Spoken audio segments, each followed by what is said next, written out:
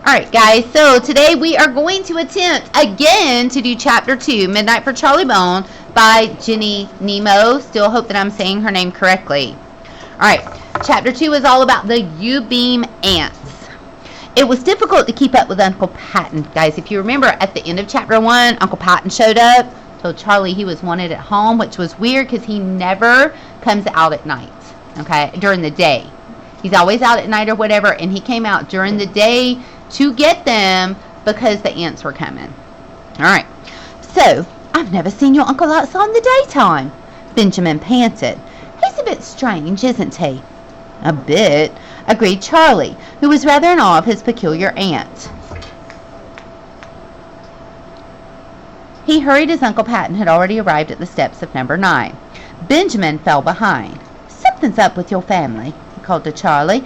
I hope you can still come to my birthday. Nothing can stop me, said Charlie, reaching his uncle. No dogs, said Uncle Patton, as Benjamin and Runnerbeam came leaping up to them.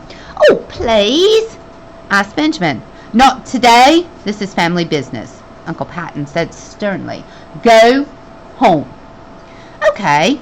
Boy then, Charlie. Benjamin trailed away, followed by Runnerbeam, his ears down, his tail between his legs, a real hangdog. Uncle Patton ushered Charlie into the kitchen and then disappeared upstairs. Charlie found his mother and 2 grandmothers sitting at the kitchen table.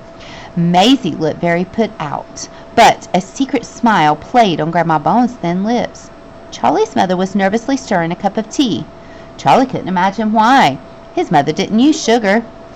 Sit down, Charlie, said Grandma Bone, as if she were about to put on a show entirely for his benefit. Don't let the Yewbeams get at you, Maisie whispered. She took Charlie's hand and patted it. What's going on? Asked Charlie. The Yewbeam ants are coming, said his mother. Why? Asked Charlie. The Yewbeam ants were Grandma Bone's 3 unmarried sisters. Charlie only saw them at Christmas, and he'd formed the impression that they were deeply disappointed in him. They always left a strange assortment of gifts, paint sets, musical instruments, masks and cloaks, and even a chemistry set. Charlie had found none of these things the least bit useful. He liked soccer and TV, and that was about it. Grandma Bone leaned across the table, her eyes sparkling mysteriously. My sisters are coming to assess you, Charlie, and if it is found that you are worthy, that you are, as I suspect, endowed, then they will provide the necessary funds to send you to Blaw's Academy. Me? At Blaw's? Charlie was aghast. It's for geniuses.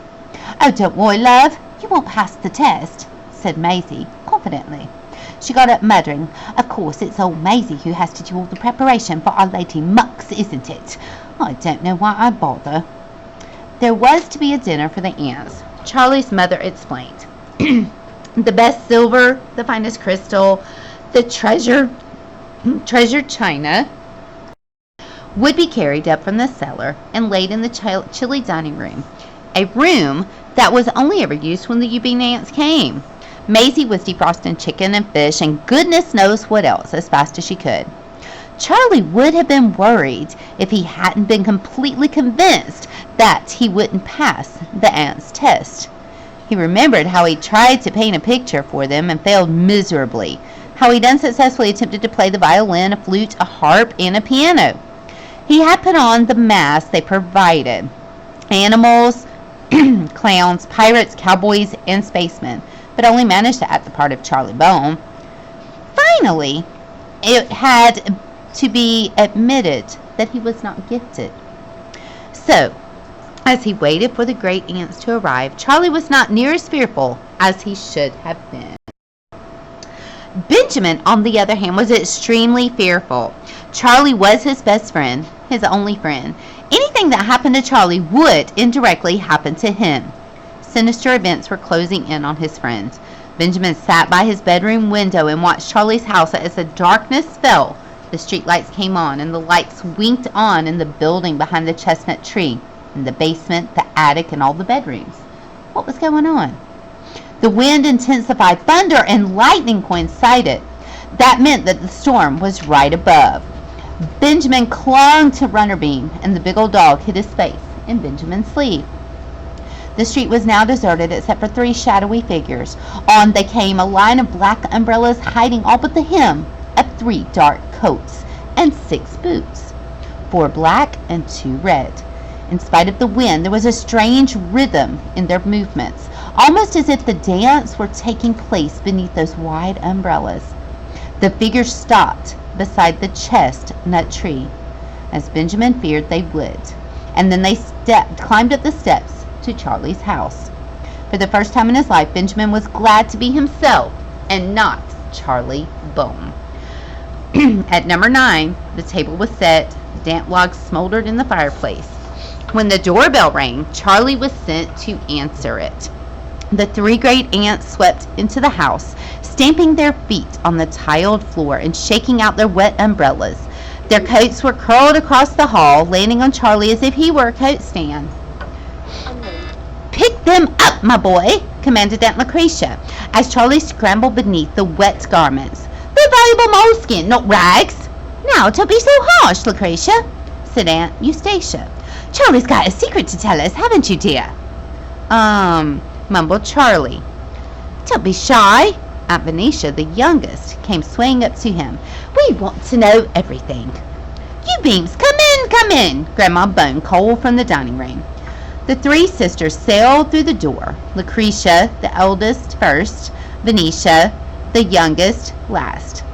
Snatching glasses of sherry from Grandma Bone, they gathered around the dwindling fire, shaking their damp skirts and patting their abundant hair.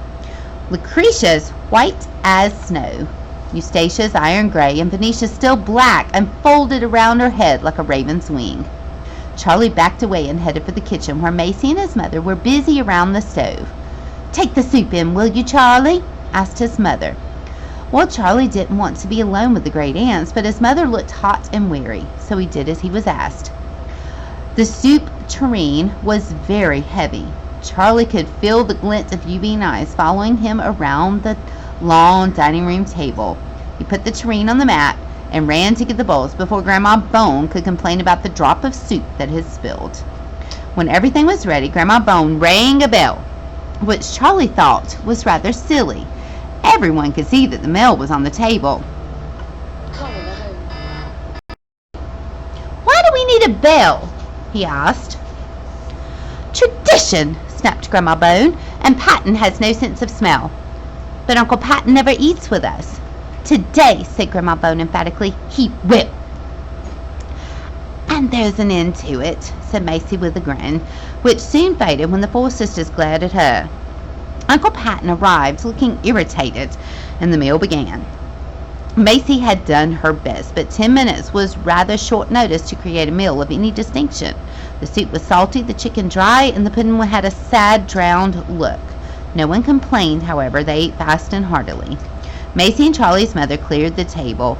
Patton and Charlie helped, and then it was time for the assessment. Charlie discovered that his mother was not allowed to be present. "I won't go in there without you," he said. "I won't." "Charlie, you must," said his mother. "The Yewbeams have a lot of money, and I'll have nothing."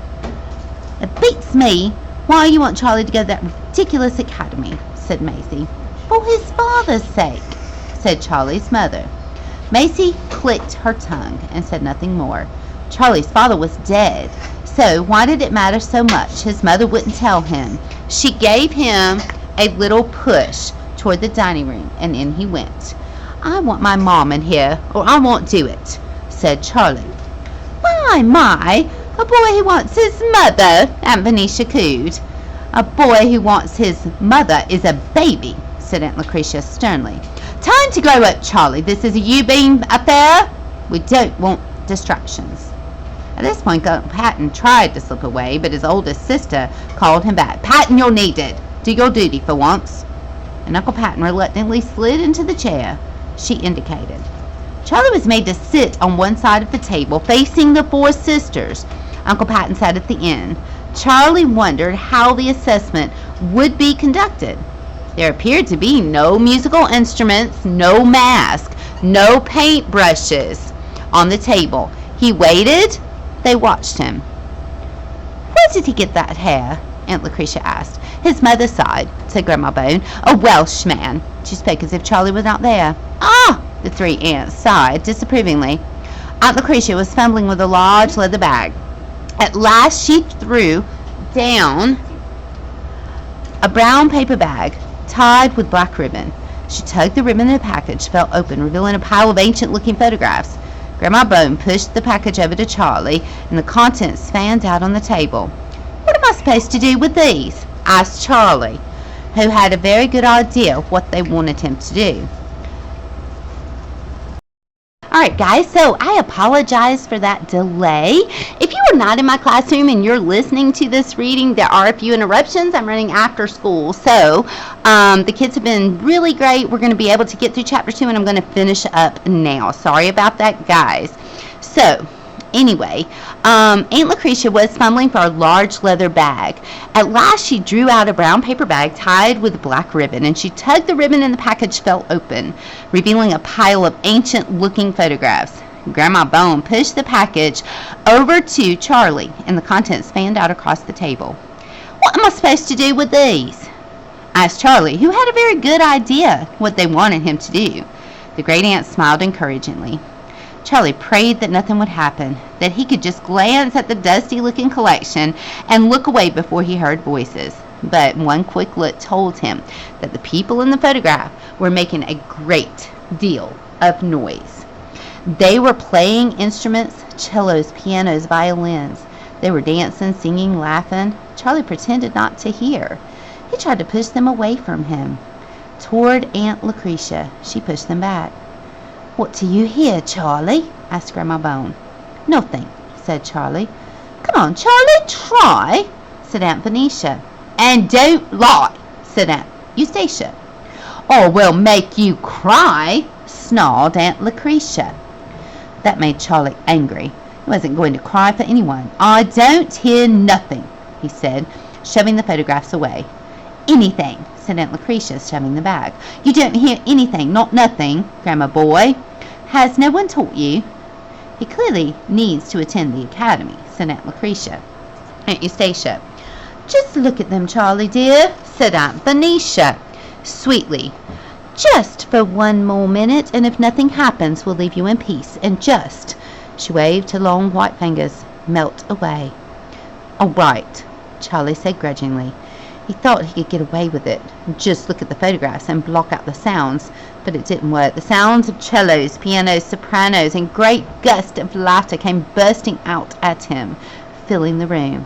The great aunts were walking to him. He could see their thin lips working away, but he couldn't hear their words above the dreadful clamor of the photographs. At last Charlie seized the pile and flung them face down onto the table. The sudden silence was a wonderful relief. The great aunt stared at him, quietly triumphant. It was Aunt Venetia who spoke first. "There, that wasn't so bad, was it, Charlie?" Charlie realized he'd been tricked. He'd have to watch out for Aunt Venetia in the future. She was obviously more cunning than her sisters. "Who are all those people, anyway?" he asked miserably. "Your ancestors, Charlie," said Aunt Lucretia. "Yewbeam blood ran in all their veins, and it does in yours, dear clever boy." Her attitude had changed completely, but Aunt Lucretia, being nice, was just as scary as Aunt Lucretia being nasty. "Oh, you can go now, Charlie," said Grandma Bone. "We have things to discuss, arrangements to make for your future." Charlie was only too glad to go. He leaped up and marched to the door. As he went, he caught sight of Uncle Patton's face. He looked sad and far away, and Charlie wondered why he hadn't said a word the whole time he'd been there. Patton gave Charlie a quick smile and then looked away. Charlie hurried to the kitchen where Macy and her mother were eagerly waiting for the results of the assessment. "I think I've passed," he told them glumly. "Well, I'll be," said Macy. "I thought you'd get away with it, Charlie. Was it the voices?" Charlie nodded miserably. "Those crazy Yewbeams." Macy shook her head. Charlie's mother, however, was not so unhappy. "The academy will be good for you," she said. "No, it won't," said Charlie. "I don't want to go. It's a boring old place for geniuses. I won't fit. It's halfway across the city, and I don't know anyone there. Suppose I refuse to go, Mum?" "If you refuse, all of this could disappear," said his mother, waving in the general direction of the kitchen cabinets. Charlie was astounded. Well, his great-aunt's witches, then, making houses disappear at the touch of a wand, or maybe an umbrella. Do you mean the house could disappear? He asked. Well, not exactly, said his mother, but our lives would change. Maisie and I have nothing, not a bean. When your father, Lyle, died, we were at the mercy of the Yewbeams. They provide for everything. They bought the house, they paid the bills. I'm sorry, Charlie, you'll have to go to Bloor's, if that's what they want. Charlie felt very tired. Okay, he said, and now I'm going to bed. He had forgotten about the orange envelope, but when he got to his bedroom, there it was on his pillow. His mother must have rescued it from the piles of food and dishes on the kitchen table. Charlie decided not to take a second look at the man and the baby. He would take the photo straight back to Quick Photo tomorrow and maybe get Yewbeam in exchange. When his mother came up to say goodnight, Charlie made her sit on his bed and answer a few questions. He felt he deserved to know more about himself before he set foot in Bloor's Academy. First, I want to know what really happened to my father, Charlie said. Tell me again. Oh, I've told you so many times already, Charlie. It was foggy. He was tired. He drove off the road and the car plunged into the quarry. That was 100 meters deep. And why aren't there any photos of him around? Not one. A shadow passed across his mother's face. There were, she said, but one day when I was out, they all disappeared, even the tiny picture in my locket. Charlie had never heard about this. Why? He asked. At last his mother told him the truth about the Yewbeam family, how horrified they'd been when Lyle fell in love with her, Amy Jones, an ordinary girl with no exceptional talents, in a word, unendowed. The Yewbeams forbade the marriage. Their laws were ancient and strong. The women could marry whomever they chose, but every male with Yewbeam blood must marry an endowed girl. Lyle broke the rules. He and Amy Jones had eloped to Mexico. Oh, we had a wonderful honeymoon, sighed Charlie's mother. But when we came home, I knew that Lyle was worried. He hadn't escaped them after all. He was always looking over his shoulder, running from chateaus, and then, one foggy night, when you were 2 years old, he got a phone call, a summons, really. Grandma Bone was ill. He had to go to her immediately, so he got in his car and drove into a quarry. She gazed into the distance for a moment and murmured. He wasn't himself that day. Something had happened. It was almost as if he were under a spell. She wiped away a very small tear. I don't think Grandma Bone has an ounce of love in her, she said. As far as the Yewbeams were concerned, when Lyle died, it was just the end of an unfortunate episode. But they were interested in you, Charlie. Suppose you turned out to be endowed. They realized they would have to take care of you until they found out. So gave me a house and let Macy move in. And then Grandma Bone arrived to watch us. Uncle Patton came shortly after that because, well, I suppose he didn't have anywhere else to go. I was grateful for everything until the photos vanished. It was something I just couldn't understand. Grandma Bone denied having touched them, of course. Charlie listened to his mother's story and put two and two together. I know why the photos vanished, he murmured. Grandma Bone didn't want me to hear what my father had to say. But Charlie, you were only 2, said his mother. She didn't know you would have this funny gift for hearing voices. She guessed, said Charlie. It's probably in the family. His serious face made his mother smile. She kissed him good night and told him not to worry about the Yewbeams. And don't worry about Bloor's Academy either, she said. After all, your father went there. And did he have talent? Asked Charlie. Oh, yes, said his mother from the door. But not your sort of talent, Charlie. He wasn't endowed. He was a musician. When she had gone, Charlie couldn't sleep. He had too much on his mind. It was unsettling to think he was part of such a peculiar family. He wanted to know more, much more. But where to begin? Perhaps Uncle Patton could provide a few answers. He didn't seem as heartless as his sisters. The storm blew itself out, the rain stopped, and the wind died, and the cathedral clock struck midnight. On the 12th stroke, Charlie felt a sudden strange breathlessness. Something was happening to him. It was as if he were passing through a moment when he might live or die. He thought of Lyle, the father he couldn't remember. The moment passed and Charlie found himself wide awake and restless. A few minutes later he heard Uncle Patton creep downstairs and go to the kitchen for a snack.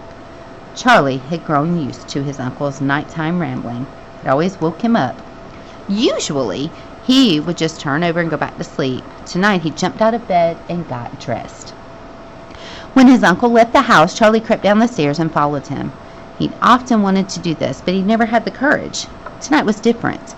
He felt confident and determined. Patton moved fast. By the time Charlie had closed the front door very softly behind him, his uncle was about to turn a corner. Keeping close to the houses, Charlie ran to the end of the street. Patton paused and looked back. Charlie shrank into the shadows. The street they had turned onto was lit by small bell-shaped lamps that cast a soft glow on the wet cobblestones. Here the trees grew closer and the walls were higher. It was a quiet and mysterious place. Patton Yewbeam was on the move again, but now his purposeful stride had become an aimless stroll. Soon, Charlie, hopping from tree to tree, found himself only a few paces behind his uncle. A chill wind whistled near Charlie's ears, and he began to wonder if his midnight stalking was going to come to anything. Uncle Patton hadn't turned into a vampire or werewolf after all. Patton had just felt happier in the dark. Charlie was about to turn and creep back home when his uncle suddenly stopped. He was standing about a meter away from a lamppost, and a strange sort of humming came from him. Not humming exactly, because Charlie couldn't actually hear it. It was more like a feeling of humming, as though the air around his uncle was charging with soundless music. The light in the lamp grew brighter, so bright that Charlie could hardly look at it, and then, with a little crack, the glass shattered, and the shining fragments fell to the ground. Charlie gave a low gasp. He rubbed his eyes. Perhaps it was just a coincidence, his uncle standing there while the power surge made the light in the lamp too hot for the glass. And Patton moved, and Charlie followed, still hiding. Behind the trees, his uncle slowed down as he drew level with another lamppost. But this time, although the light became fierce and bright, Patton walked past before the glass could shatter. And then, without looking back, he said, "Why, are you following me?" So, Uncle Patton knows he's following him. So we're going to see tomorrow about the flame cats, and we're going to see what they are tomorrow. Thanks, guys. Hope you enjoy it.